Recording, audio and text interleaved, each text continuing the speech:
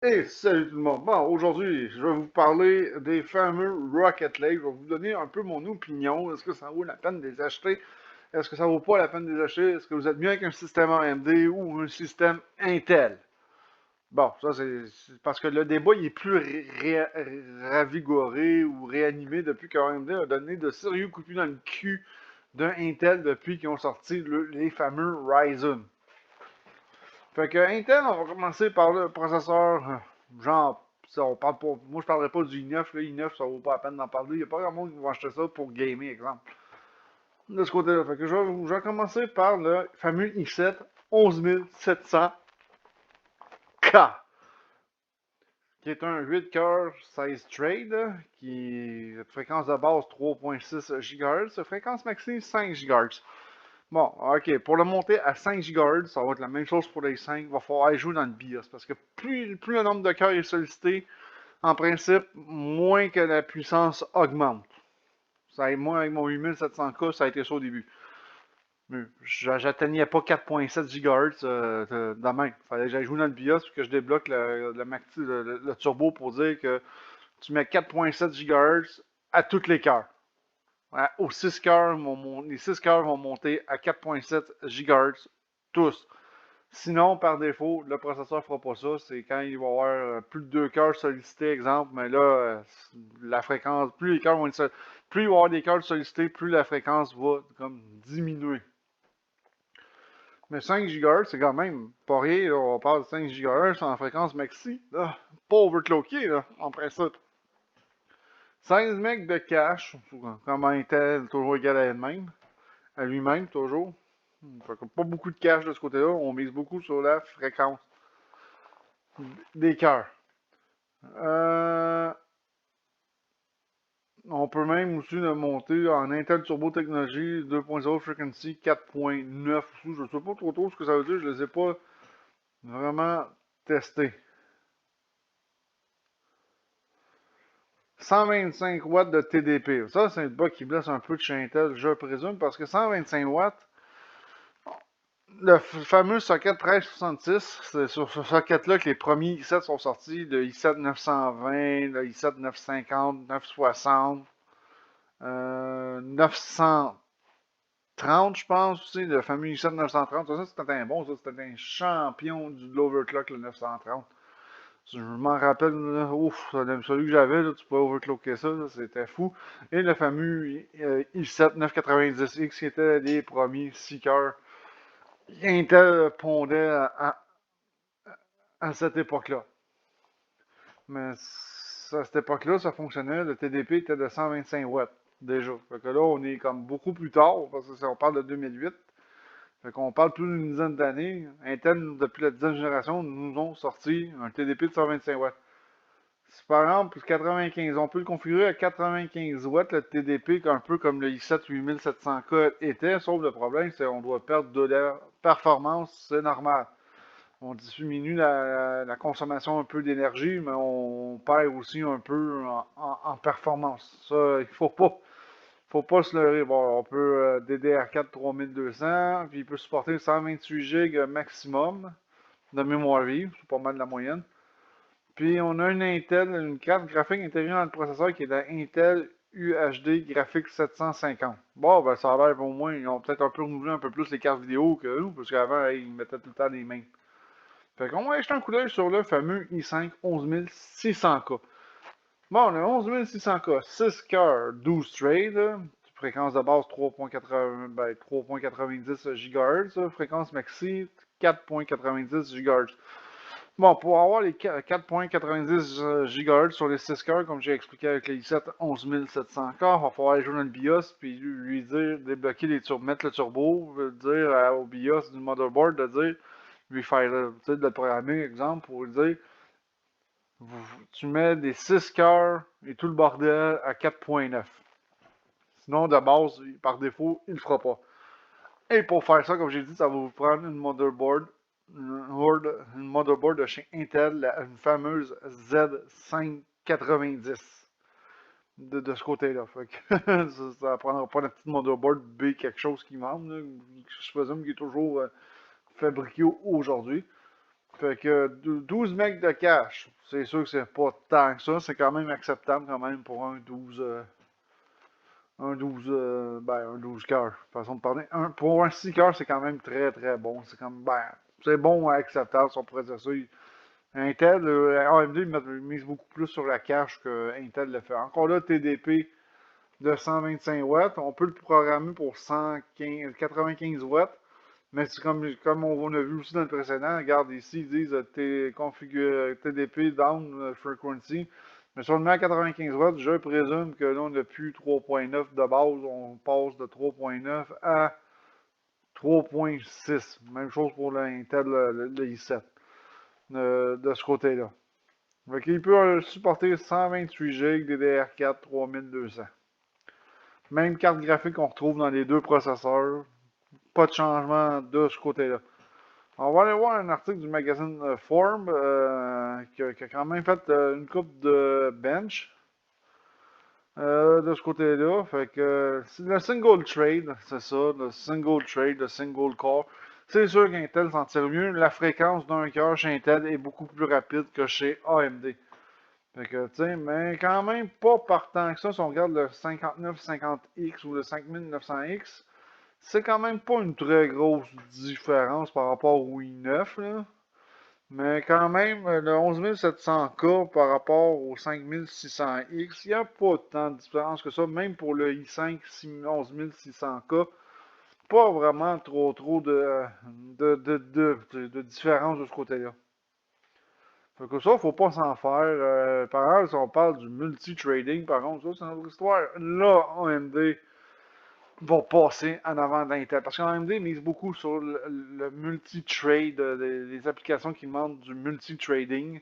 Ce qu'Intel ne maîtrise toujours pas présentement avec sa vieille architecture, comme j'ai dit, qui nous a encore servi pour la 11e génération. Ce qui est un peu aberrant de ce côté-là. Fait que, regarde, le 10900K, tu sais, il finit même en dessous de mon 3900X. Mon 3900X, c'est pas le processeur le plus récent qui existe au monde, là. Présentement, c'est la série 3000 en Zen 2. Mais ça fait encore en masse la job aujourd'hui, je peux vous dire, ça torche quand même. Comment vous dire, ça torche quand même très bien aujourd'hui, pareillement. Puis c'est ça. Fait que c'est pas. De ce côté-là, AMD est toujours le plus gros winner possible. Le 11600K, il est quand même assez bas. Et je trouve ça encore plus décevant pour un 8 coeurs quand même. Le 11700K qui est même un peu plus bas que le i9 10850K. Malgré qu'ils sont pas trop loin un de l'autre. Mais c'est ça, c'est pas. Même le 5800X est quand même en avant de tout ça. Peut-être pas par grand-chose, mais ça reste qui est en avant de tout ça. T'sais, single trade, traded en Cinebench R20. Encore là, AMD passe en avant d'un Intel. Fait que, tu sais, tout ce qui est les applications avec trade, AMD reste le roi incontestablement. Pour le moment, Intel n'est pas capable de passer réellement en avant. Ok, Photoshop, tout ça. Le i9 passe en avant du 5900X, mais quand même pas par grand chose non plus, autant que ça. Fait qu'on ne va pas s'en faire. Pour le handbrake, par contre, ça c'est AMD all the way, quasiment. Handbrake, c'est une application qui demande beaucoup de trade, puis tout ça, puis de ressources à un processeur. Fait que AMD offre beaucoup de ressources quand même pour ce genre de tâches-là. Fait que comme on peut voir ici, on est loin. AMD quand même en avant. Si on parle de jeux vidéo, bon, ici Watch Dogs Legion en 1900 par 1080p à ultra setting. Ok, le bleu c'est le minimum FPS, c'est le nombre de FPS minimal. La ligne grise, c'est le nombre de FPS moyen. Là, on va regarder sans les processeurs overclockés, parce que ça ne vaut pas la peine de. Overclocker, ça ne vaut pas terriblement la peine. Le 10700K, le 11700K, fait un minimum de 74 FPS, en moyenne 92 FPS. Mais à égalité avec le i5 qui a genre 2 cœurs de moins, on s'entend. puis au moins 4 trades de moins de ce côté-là. Fait que le i5 a fait aussi bien que le i7. Le 5800X, un peu moins dans ce jeu-là. Ah, le 5800X, ça montre un peu plus faible de ce côté-là, avec une moyenne de 88 FPS, quand même très bon. Oh, puis un minimum de 74 FPS. Fait que, tu sais, côté minimum de 5800X, il n'y a pas de quoi à se faire déculotter de ce côté-là. Puis même overclocké, mais il n'a pas fait terriblement mieux non plus. Ni le 5900X non plus, 72. Il y a même moins de FPS minimal, puis non, un FPS moyen, c'est pas mal égal. Fait qu'on s'entend que des processeurs de chez AMD, chez Intel pour Watch Dogs Legion sont à égalité. Là. C'est pas là, il n'y a pas vraiment de gros débat. Puis même mon 3900X fait en moyenne 87 FPS. Fait que tu sais, je suis pas non plus. Puis même le 3600 de Ryzen fait 87 FPS en moyenne pour Watchdog versus le 5600X non overclocké non plus fait 88 FPS. Fait qu'en moyenne, même lui versus lui stock, qui est quand même un bon choix. Je vais y revenir plus tard pour les processeurs que je vais vous conseiller à la fin de la vidéo. Mettons Dirt 5. On va regarder pas overclocké. Parce que overclocké, c'est sûr qu'on va chercher un peu de gain. Pour le 11700K, il passe même en avant du i9, ce qui est quand même très bien. Il a fait en minimum de FPS 104. En moyenne, il a fait 124 FPS. En moyenne, le i7 11700K pour le jeu Dirt 5. Fait que, le 3600 s'en tire quand même très bien à 117 FPS, le 11600K aussi. Fait qu'on voit que, mettons qu'on compare le 3600 versus le 11600K, on voit que pas grand chose qui sépare non plus. Fait que le i5 s'en tire quand même relativement très bien, le i7 s'en tire quand même très bien de ce côté-là.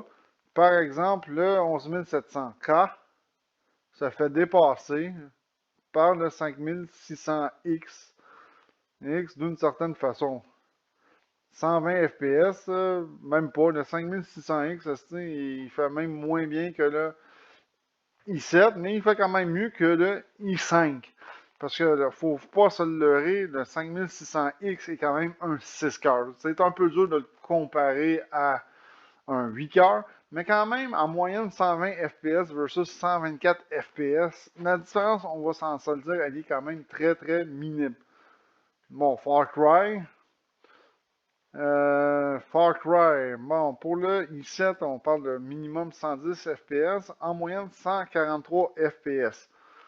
Le i5 11600K, minimum, il a fait 109 FPS. En moyenne, il a fait 139 FPS.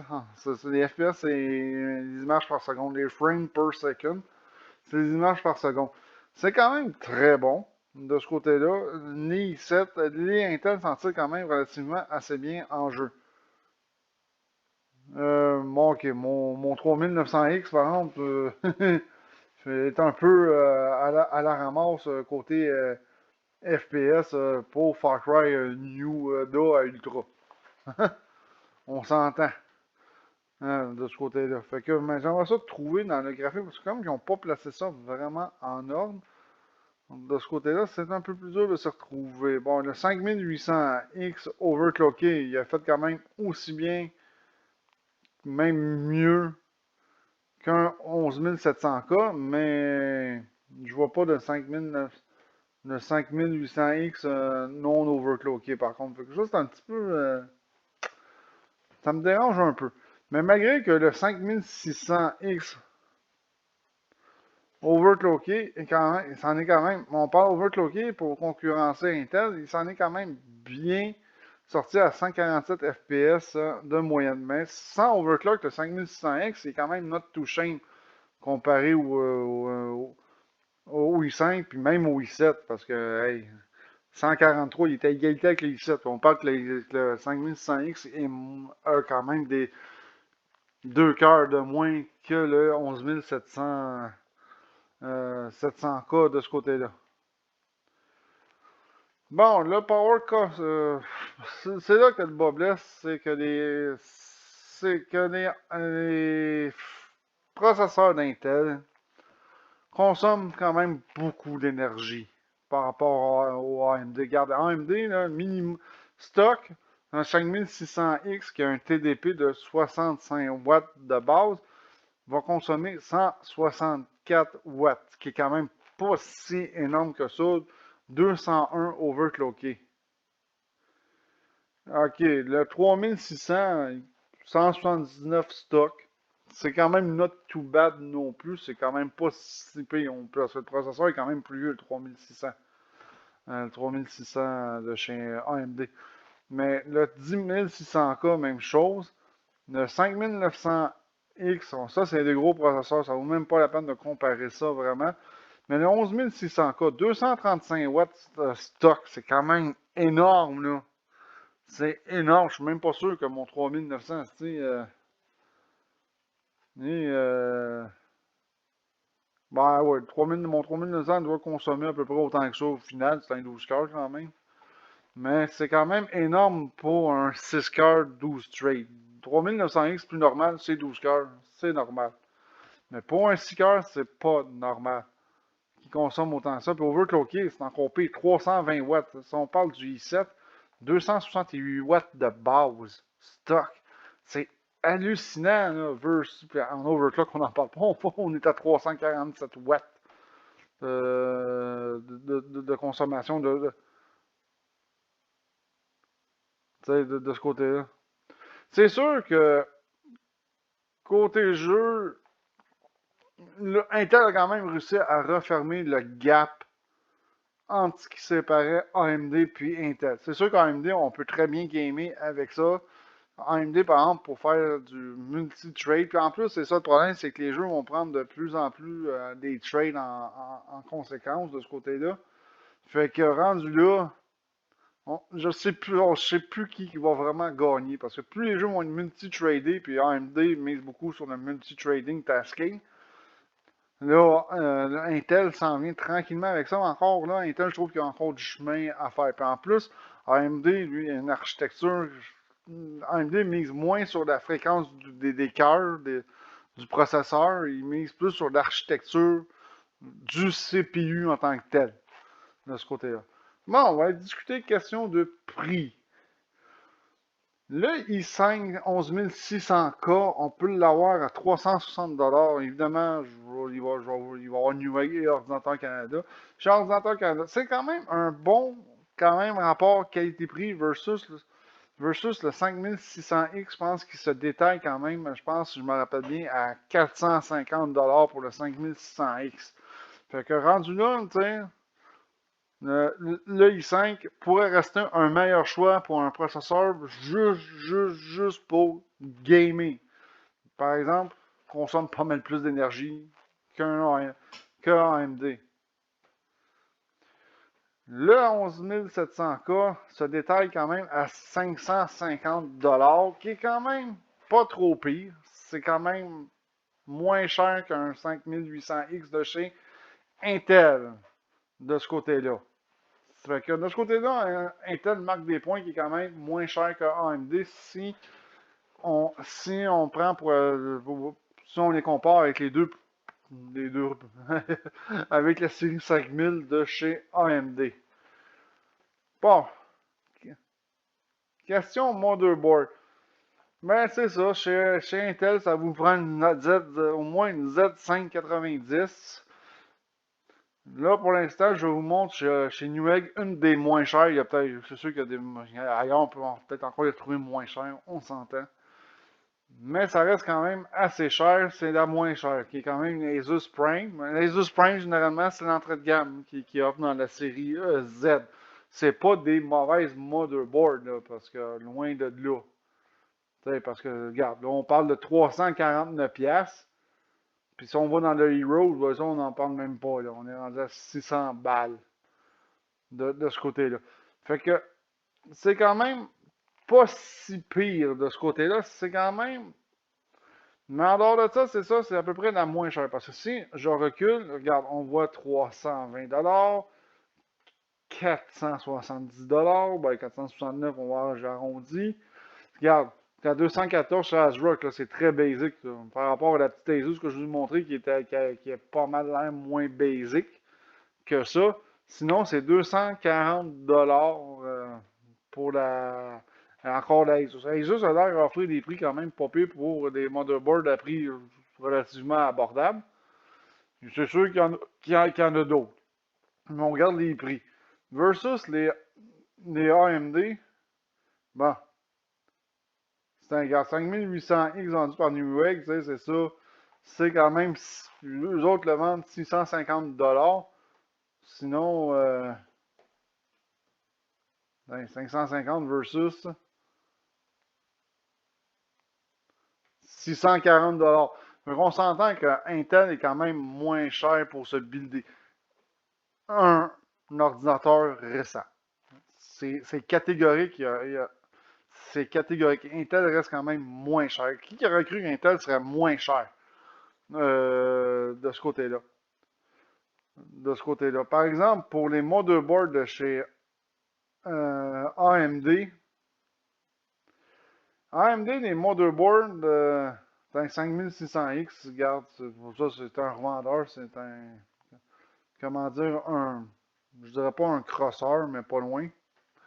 De ce côté-là, motherboard, AMD motherboard. Bon, mettons qu'on va aller dans le B550 parce que le X570, je trouve que ça vaut pas terriblement la peine. Ça coûte très cher pour cette haut de gamme-là de chez AMD. On regarde les motherboards, sont quand même à peu près le même prix des B550 présentement. Fait que si vous voulez un Ryzen série 5000 avec un motherboard B550 au prix régulier et encore, ça va vous coûter peut-être même plus cher de ce côté-là. En tout cas, à moins que vous les pognez en spécial, comme ça ici en spécial, ça vaut quand même vraiment la peine, 189$ au lieu de 210$. Mais il y a quand même des motherboards à 210$, un peu moins cher que chez Intel, légèrement moins cher, mais ça reste quand même assez élevé. Bon, moi, j'ai voulu vous montrer un build quand même, là, right now. Dans le récent, c'est sûr que j'irais plus avec Intel que AMD si vous voulez avoir du très très récent. On s'entend. Parce que Intel est rendu qui est moins cher que AMD, même côté CPU. Motherboard un peu plus cher, mais quand même. Quand même de ce côté-là. Fait que si vous voulez, moi je vous conseillerais, là, pour vous montrer un bon build, je vous conseillerais un 3600 ou un 3600X. Qui est un excellent processeur, soit dit en passant. Vous l'avez vu dans les benches que je vous ai montré. Il se défend quand même très bien de ce côté-là, même pour un peu plus cher, même ça ne vaut même pas terriblement pas la peine de dépenser pour un 3600X, tant que ça. Le 3600 de chez AMD reste une valeur sûre, vous allez runner n'importe quoi au-dessus de 100 FPS, même présentement. Sans aucun problème. Si vous voulez toffer votre processeur un peu plus longtemps, allez-y peut-être pour le 3600, le 3600X. Et ça reste quand même, ça reste selon moi mes must si vous voulez vous builder un ordinateur sans que ça coûte non plus la peau du cul. Ça va même vous coûter moins cher qu'un nouveau système Intel. En plus, ces processeurs-là supportent le PCI Express 4 aussi. C'est des no-brainer avec une bonne petite B550 là.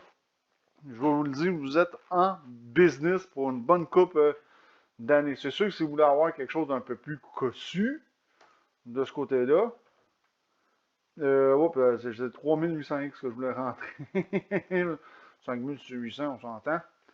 C'est sûr que du 3800X, c'est quand même pas donné, mais le 3700, il n'est pas donné. Le 3700, par exemple, on peut l'avoir moins cher ailleurs. Il suffit de magasiner comme, mettons, si on rentre 3700X chez Newegg, sûrement qui est un peu moins cher, il est à 400$ présentement, au lieu de 469$.